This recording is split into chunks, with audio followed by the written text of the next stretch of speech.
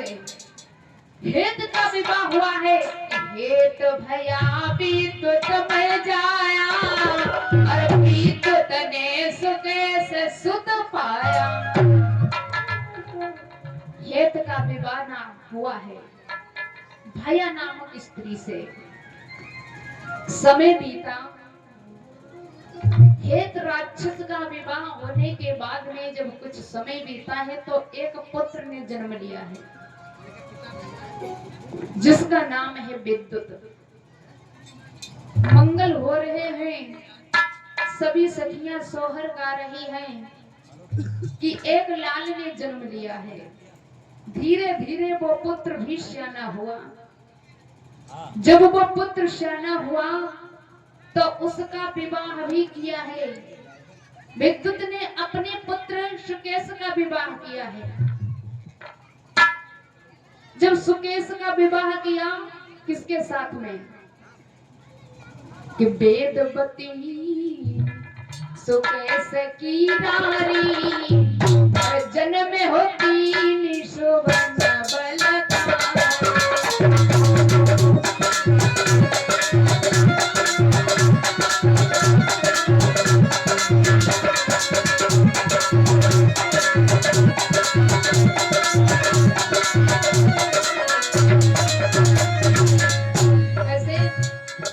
वेदवती सुकेश की नारी जन्म में होती सुवन बनधारी।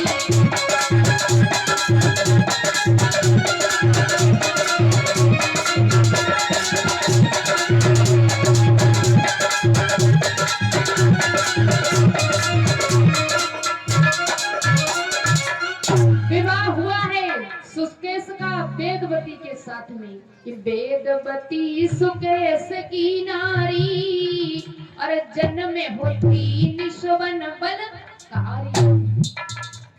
जब वेदवती के साथ में विवाह हुआ है सुकेश का, वेदवती दो है भक्तों। एक वेदवती वो है जिनसे प्रारंभिक स्थिति और एक वेदवती वो है जिनसे विनाश हुआ है। तो आइए इन वेदवती को लेकर के चलते हैं जिनके 3 पुत्र हुए हैं आज।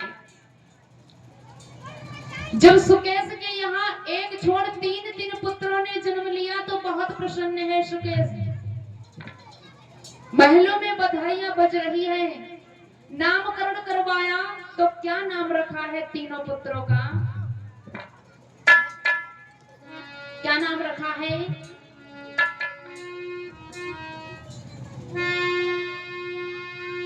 माल्यवान माली बशमाली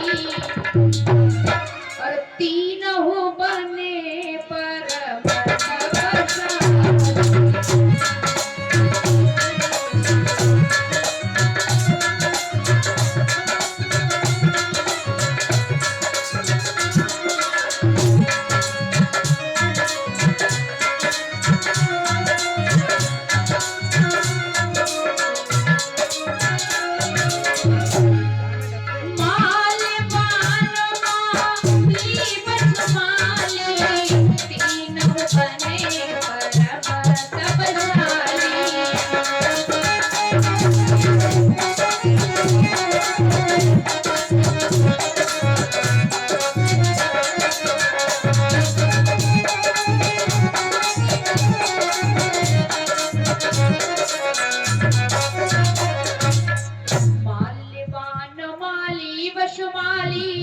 और तीनों बने परम तपस्वी। 3 पुत्रों ने जन्म लिया है, नामकरण करवाया है। तो तीनों पुत्रों का नाम रखा गया है माल्यवान, माली और शमाली। 3 पुत्र हुए। धीरे धीरे जब सयाने हुए हैं तो वो एक दिन विश्वकर्मा भगवान के पास गए।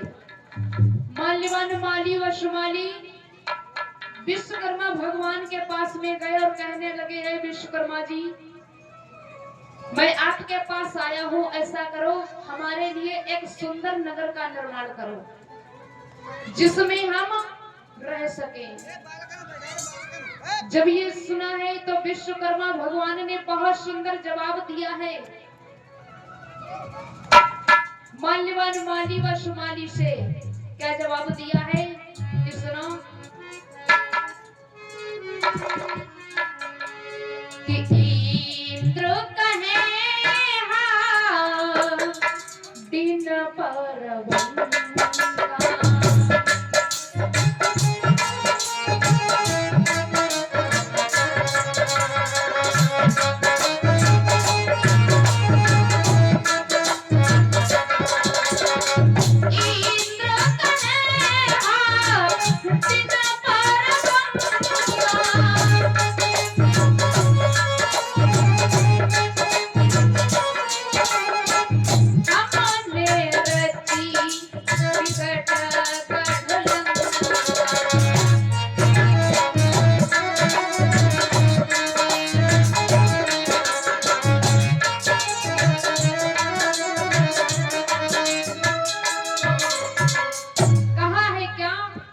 कि है विश्वकर्मा हमारे लिए एक सुंदर नगर का निर्माण करो। तो विश्वकर्मा जी ने कहा है सुनो मैंने आपके लिए बहुत सुंदर पहले से ही नगर का निर्माण कर रखा है कि इंद्र कहे हटिन परवंका और हमने रची विकट गढ़। भक्तों जब ये बात कही है तो ब्रह्मा जी के पुत्र 14 थे। ब्रह्मा जी के पुत्र 14 थे। आइए बताते हैं इस लंका का निर्माण विश्वकर्मा भगवान ने कैसे किया है। कैसे किया है तो जवाब दिया सुनो ब्रह्मा के पुत्र 14 थे और 14 पुत्र में से एक पुत्र थे जिनका नाम था पुलस्तमनि। और एक ऋषि थे कश्यप। कश्यप के 2 पत्नियां थी बनिता और कद्रु। बनिता और कद्रु, कद्रु के सर्प बनिता के गरुड़। कारण बस सर्पों की मां कद्रु बनिता की दासी बन गई। जब दासी बन गई तो सर्पों की मां विचार कर रही है कि एक ना एक दिन ये गरुड़ जो है वो हमारे पुत्रों को खा जाएंगे, सर्पों को खा जाएंगे। तो गरुड़ जी को बुलाया है और कहने लगे बेटा यदि तुम मुझे अमृत ला करके दे दो तो मैं तुम्हारी माँ का दासीपन छोड़ दूंगी। जब ये बात सुनी है तो गरुड़ महाराज कहने लगे ऐसी बात है। वो सोचती है कि मैं अपने पुत्रों को अमृत पिला करके अमर कर दूं जिससे गरुड़ जी खा ना पाए। ये बात जब गरुड़ महाराज से कही है कि मुझे अमृत ला करके दो तो गरुड़ महाराज उसी समय अपने पिता कश्यप के पास गए हैं। कहने लगे पिताजी माँ मुझे आदेश दे रही है कि मैं उन्हें अमृत ला करके दूं लेकिन इससे पहले मुझे भूख लगी है, मुझे कुछ खाने को बताओ। जब ये सुना तो पिता कश्यप कहने लगे जाओ बेटा 2 हाथी और कछुआ आपस में एक सरोवर के पास में लड़ रहे हैं, उन दोनों को पकड़ करके खा जाओ। वो श्राप से भी मुक्त हो जाएंगे, तुम्हारी भूख भी मिट जाएगी। गए हैं गरुड़ महाराज, हाथी और कछुआ को देखा है आपस में लड़ रहे हैं, लेकिन हाथी और कछुए की विशेषता देखिए भक्तों। हाथी की लंबाई क्या थी? 48 कोस लंबा था हाथी। विलक्षण कथा है पुराणों की भक्तों। 48 कोस की लंबाई थी हाथी की और 40 कोस के चकलान में था हाथी। और कछुए की विशेषता क्या लंबाई क्या चकलाई है उसकी? कछुआ 40 कोस चकलान में था और 12 कोस उचान में था। देखिए आज दोनों आपस में लड़ रहे हैं। गरुड़ महाराज वहां पहुंचे, जवाब दिया तुम दोनों क्यों लड़ रहे हो? हाथी और कछुआ पूर्व जन्म में 2 सगे भाई थे। थे, आपस में लड़ाई झगड़ा किया करते थे। तो उन्हें श्रृंगी ऋषि ने मना किया, लेकिन नहीं माने। तो श्राप दे दिया, जाओ तुम दोनों जहां जाओगे वहां लड़ते ही रहोगे। श्राप के कारण वो जहां जाते हैं वहां लड़ते ही रहते हैं। जब ये गरुड़ महाराज ने देखा है तो गरुड़ ने दोनों को पंजे में दबा लिया, हाथी और कछुए को पंजे में दबा लिया। पिता कश्यप के पास में पहुंचे और कहने लगे, पिताजी ये बताओ मैं इनको खाऊं कहां, मुझे जगह बताओ खाने के लिए। तो जवाब दिया, जाओ एक बरगद का वृक्ष है, उस वृक्ष पे बैठ करके इन दोनों को खाओ। आज गरुड़ महाराज गए हैं बरगद के वृक्ष के पास में, देखा है एक डाल पर बैठे हुए हैं बाबा। गरुड़ महाराज ने देखा उसी डाल पर 60,000 बाबा उल्टे लटके तपस्या कर रहे हैं। जब ये देखा है, ये बाबा कौन थे? अरे किनके पुत्र थे भक्तों? इन 60,000 बाबाओं का नाम था बालखिल ऋषि और ये कृति मुनि के लड़के थे। जब महाराज गरुड़ बैठ गए हैं उस डाल पर, तो वो डाल टूट गई। 60,000 बाबा, हाथी और कछुआ जब ऊपर डाल के बैठे हैं तो वो डाल टूट गई। तो गरुड़ महाराज ने क्या किया है कि टूटी डाल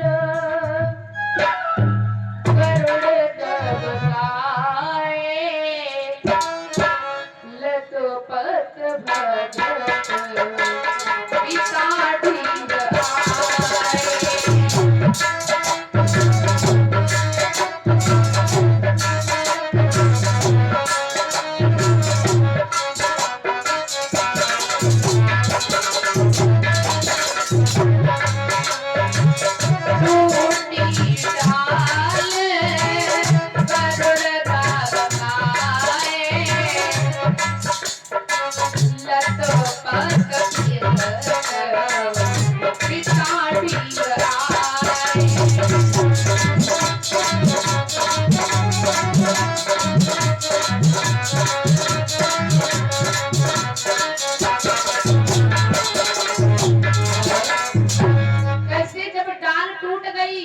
तो आज उस डाल को पकड़ करके महाराज गरुड़ पिता कश्यप के पास में पहुंचे, कहने लगे, बाबा अरे पिताश्री अब ये बताओ हम इनको कहाँ खाएं बैठ करके, अब तो ये डाल भी टूट गई। कश्यप ने देखा, कहने लगे, अरे गरुड़ ये तुमने क्या किया? ये 60,000 बाबा उल्टे लटके तपस्या कर रहे हैं, पहले इनको नीचे उतारो।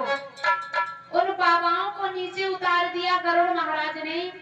पिता कश्यप कहने लगे, ऐसा करो अब तुम जाओ समुद्र में बैठ करके इन हाथी और कछुए को खाओ। पिता की आज्ञा पाई, गरुड़ महाराज हाथी और कछुआ और उस डाल को लेकर के समुद्र के बीच में बैठ गए, खाने लगे। खाते खाते वहां पर कितने ढेर एकत्रित हुए? 3 ढेर। कौन कौन? कि 2 हड्डिन के ढेर यथंडा और 1 ढेर बट साफ प्रचंडा।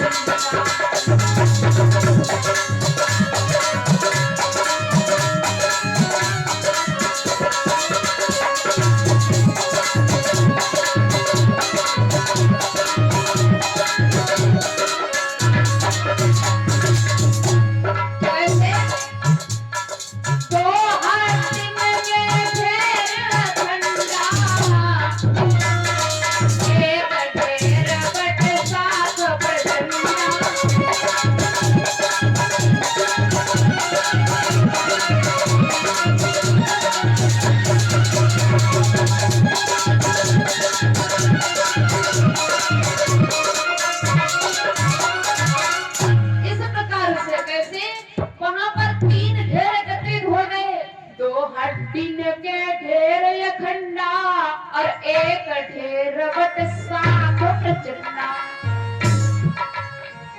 दो हड्डियों के ढेर, तीसरा ढेर है उस वृक्ष की डाल का। तीन ढेर एकत्रित हुए हैं वहां पर। तो इसीलिए विश्वकर्मा भगवान ने कहा है माल्यवान माली सुमाली से कि हे माल्यवान माली सुमाली, तुम्हारे लिए मैंने बहुत सुंदर लंका का निर्माण किया है कि इंद्र कहे हट न पर बंगा,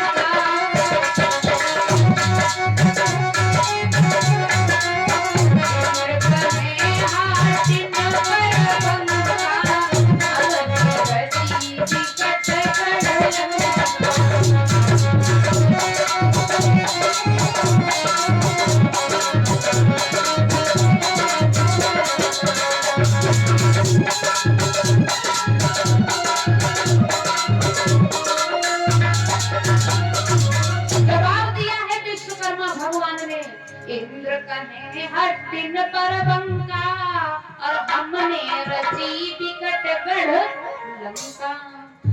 और तीन ढेर एक विशाल पहाड़ बन गया है, उसके ऊपर विश्वकर्मा भगवान ने लंका का निर्माण किया है। इंद्र कहे हट्टिन पर बंका और हमने रची विकट गढ़ लंका। तुम तीनों वहीं जाकर के निवास करो। मेरे भैया माल्यवान माली सुमाली उस लंका में निवास करने लगे हैं। इधर ब्रह्मा जी के पुत्र पुलस्त मुनि हुए हैं। पुलस्त मुनि एक बार कैलाश पर्वत पे बैठे हुए तपस्या कर रहे हैं। वहां अनेक संत बैठे हुए हैं, अपने परिवार के सहित भगवान की पूजा अर्चना साधना वंदना कर रहे हैं, तपस्या कर रहे हैं। तो छोटे छोटे बच्चे पुलस्त मुनि के आश्रम में जाकर के उनकी भक्ति में खलल पैदा करते थे। तो उन्होंने एक रेखा खींच दी है कि इसके अंदर कोई भी कन्या आ जाएगी तो उसके उदर में गर्भ पलने लगेगा, वो गर्भवती हो जाएगी। उसी समय कोई बालक नहीं गया, लेकिन एक लड़की चली गई है उस रेखा के अंदर जिसका नाम है गौ। तो जब रेखा के अंदर गई तो उसके उदर में गर्भ पलने लगा, गर्भवती हो गई। धीरे धीरे समय बीता, पिता को पता चला है कि हमारी पुत्री गर्भवती है। तो वह पुलस्त मुनि के पास में गए और कहने लगे हे ऋषिवर, अब मेरी पुत्री का विवाह कोई नहीं करेगा, इसे आप स्वीकार करो, अपने साथ में इसका विवाह कर लो। मेरे भक्तों, लाख विनती करने पर आज पुलस्त मुनि ने उस गौ लड़की के साथ में विवाह किया है। कैसे कि इत पुलस्त ब्रह्मा के जाए,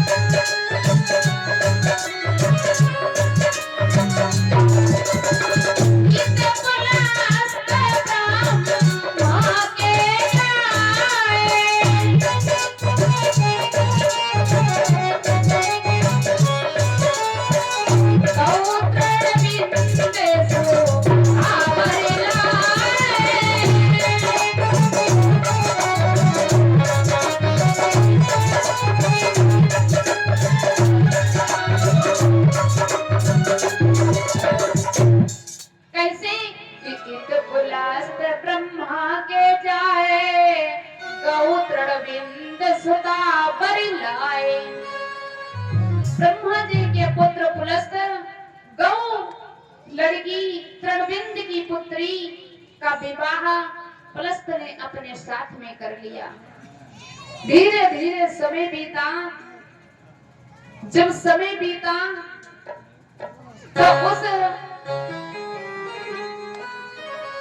गौ के उदर से एक बहुत सुंदर पुत्र ने जन्म लिया।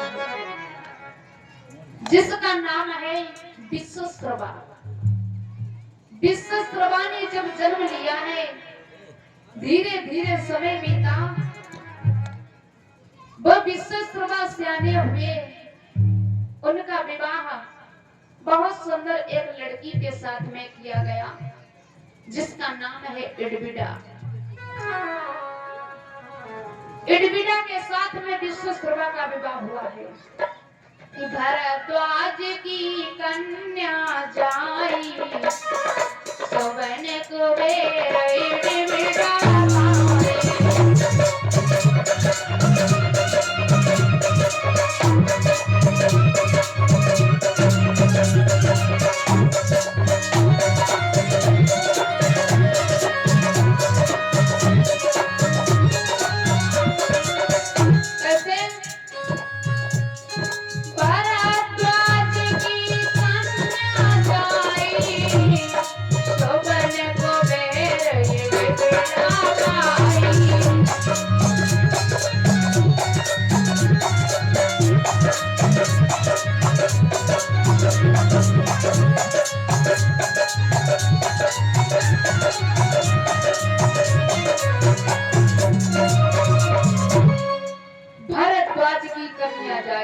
सुवन कुबेर इडविडा पाई। बहुत सुंदर विश्वश्रवा का विवाह इडविडा के साथ में हुआ है। धीरे धीरे समय बीता, विश्वश्रवा के यहाँ एक बहुत सुंदर पुत्र ने जन्म लिया है, जिसका नाम है कुबेर। कुबेर ने जन्म लिया। आज धीरे धीरे जब कुबेर सियाना हुआ, इधर माल्यवान माली सुमाली लंका में रह रहे हैं। विवाह किया, बाहुबल बनाया, अत्याचार मचाने लगा, तो भगवान विष्णु ने माल्यवान माली सुमाली को लंका से भगा दिया। लंका खाली हो गई। देवी देवताओं ने विचार किया, कुबेर सियाना हुआ, श्री हरि नारायण ने कुबेर को वो लंका दे दी। देवताओं का कोषाध्यक्ष बना दिया कुबेर को। जब कुबेर को कोषाध्यक्ष बना दिया देवताओं का, लंका में रहने के लिए निवास दिया, आने जाने के लिए पुष्पक विमान दिया है। कुबेर लंका में राज्य करने लगा। एक दिन की बात है, विश्वश्रवा महाराज सरोवर के किनारे संध्या कर रहे हैं बैठे। उसी समय माल्यवान माली व सुमाली वहां से भ्रमण करते हुए निकले हैं। तो उनके साथ में 3 कन्याएं हैं। सुमाली ने अपनी कन्याओं से कहा है, देखो ये विश्वश्रवा महाराज हैं, इनका पुत्र लंका में रहता है, इनका निवास लंका में है। यदि तुम इनके साथ में विवाह कर लो तो तुम भी लंका की महारानी बन जाओगी। मेरे प्यारे, आज जब ये कहा है तो बड़ी पुत्री को भेजा है पहले विश्वश्रवा महाराज के पास में। बड़ी पुत्री गई विश्वश्रवा महाराज के पास में और कहने लगी, महाराज ऐसा करो, हमारे साथ में विवाह कर लो। विश्वश्रवा महाराज ने कहा है, सुनो देवी, तुम रात्रि के समय में आई हो मेरे पास विवाह का प्रस्ताव लेकर के। मैं तुमसे विवाह कर लूंगा, लेकिन तुमसे जो संतानें होगी वो राक्षस होगी, क्योंकि तुम संध्या के समय आई हो, रात्रि के समय आई हो। तुमसे जो संतानें होगी वो राक्षस होगी। ये बात जब बड़ी पुत्री ने सुनी है तो कहने लगी, कोई बात नहीं महाराज, आप हमारे साथ में विवाह कर लो। आज बड़ी पुत्री के साथ में सुमाली ने विवाह करा दिया है विश्वश्रवा के साथ में। कैसे? कि राका मालिन के कसी सुता सुमाली केरी।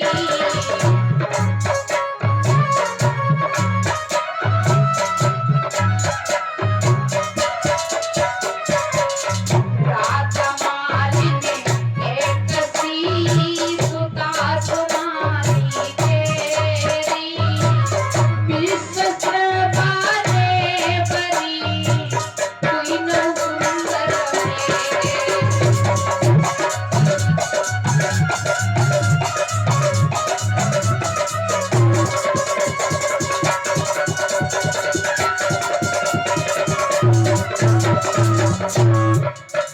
राका मालिन के कसी सुता सुमाली केरी।